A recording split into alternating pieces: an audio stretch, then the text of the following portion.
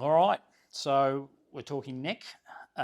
So look, I would assume these muscles are your bread and butter, but when we're talking about neck pain, it's funny when I talk to other therapists, a lot of them don't do a lot of work on these muscles, which surprises me. It's a lot of trap work sort of scenario and levator scap and all those. And those muscles are important, but if you've got people coming in with facet joint irritation, if they're coming in with just stiff neck syndrome, from postural overload, working computers, first muscle I will go to will be the scaleni muscles. Obviously, that's involved with peripheral nerve entrapments, all that sort of stuff. We know we've covered that in those masterclasses. But like in terms of muscles that will tighten your neck, just generally your scalenis, and especially if they're postural fatigue types of syndromes.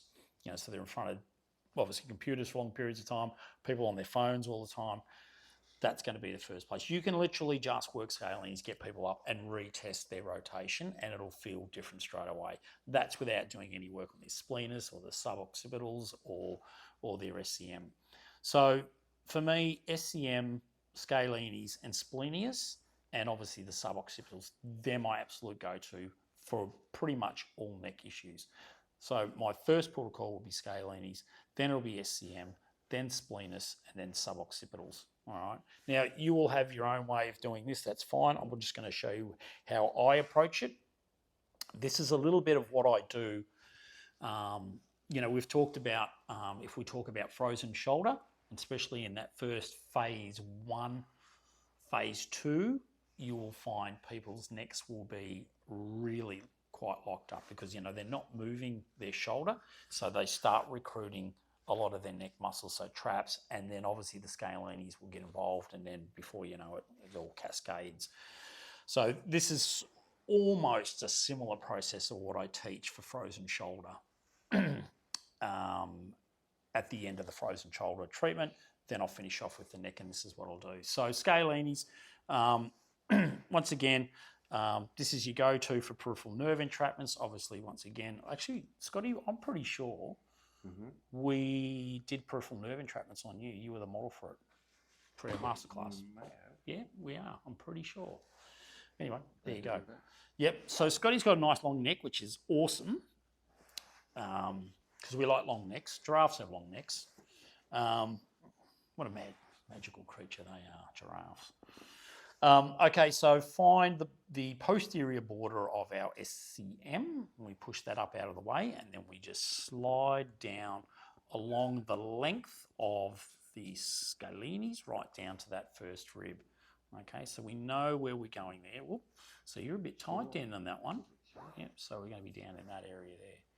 So what I like to do, as we get down to the lower part, because I've got him on a bit of a stretch here, I'll bring the head over and I let all that tissue just basically soften off, and then I can really engage the lower half of it by bringing his head into rotation. Just makes it just that little bit sweeter in terms of your pressure, okay? Whereas when it's out like that and I do that, Scotty, boom, see how that bites? Yeah. Now, when I do that, see how I can sink in and you're not biting back on it? Okay, and then you just adjust, come down to the medius, so work along, okay? So with the anterior, medius, and then you've got posterior at the back. So the same scenario, down along, rotation, and we come down a little bit further, then we can hit that posterior scalenis as well. Don't forget that one. That's really important. Mind you, that posterior goes all the way down to the second rib and not the first rib, okay? Once we've done that, I'm pretty happy with that, then it's going to be into SCM. So there is an art to SCM, all right? The worst thing that you can do for SCM, so I obviously pick it up, but if you squeeze it, see how he squinces, and he's going to guard against that. So we do not do that. So what I tend to do is it's a loose hold, okay? Don't have too much cream on here as well, because you'll end up just slipping off all the time. And once again, that's not much fun for them either. So we bring it over, shorten it off. See how it's shortened? You can see my fingers tuck underneath the SCM there, so I'm actually lifting it up. See that there?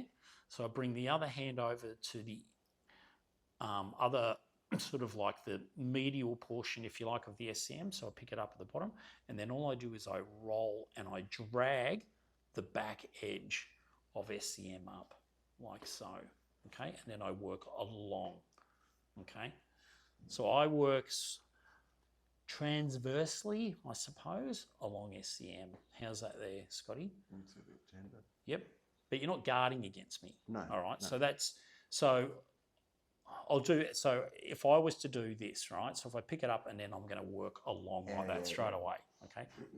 Not fun, not great. And I can guarantee you, he's not going to stand that long. I wouldn't stand that for now. So you've got to make it comfortable, but you've got to be able to work with the tissue as well, okay? And Scotty's is actually not too bad, which is good. Once again, you'd be using this for muscle tension headaches, okay, because it refers up and over. So, you know, having said, you know, masterclass, frozen shoulder, you'd use this with, and definitely muscle tension headaches as well, all right? So you get the gist, okay, and you work all the way up, okay, as far as you can. So you probably get to about there and that's it. That mastoid process, then that's going to be different for that attachment. So sometimes you just drag your fingers up and take them into rotation right up onto that mastoid there so you can get that last bit out of the way. There we go, SCM. Now splenius and traps is going to be right underneath here. So because I'm a lover of passive release techniques when I'm working the neck, so I'm going to use my fingers. I'm going to cup right underneath here. I'll just lift your head up a little bit there, buddy. You're right. Just relax. Let the worries of the world drift away. That's it. Okay, and then so I'll hook up, and then what I'm going to do is I'm just going to drag all the way up, like so. Okay, I'm dragging up like that. But I'm going to be doing this while I'm rotating his neck, like so. All right, so we do drag, rotate at the same time, okay? Drag, rotate at the same time, okay? So we're just working through all that tissue along there. So you'll hit a bit of splenius deep there. You'll hit a bit of trap as well. If you come out a little bit further, you can pick up the edge of SC, yep, a little bit right there, yep. And then we can finish off with the suboccipitals, okay? So this time, our direction's a bit different, so we're going to come right underneath the occipital bone here, like so. See that there? Okay. I'm going to tuck right up against it. So I'm going to pull all that tissue up as much as I can. Then I'm going to rotate, and then a little bit of flexion. So rotate, and then a little bit of flexion. Rotate, and a little bit of flexion. And just work my way out. So I'll start in really close to the spine, and then I'll work my way out to that mastoid process there. Okay, so it's just rotation and a little bit of flexion. Rotate, a little bit of flexion.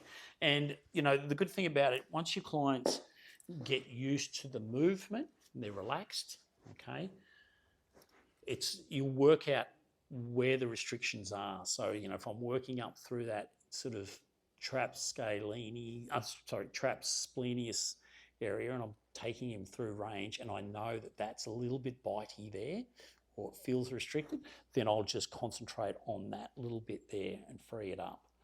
So I do actually chase the restriction, okay, and then look from side to side, get them back up, rotation, where are you feeling it? Here, here, or down here. So yeah, once again, just treat and reassess.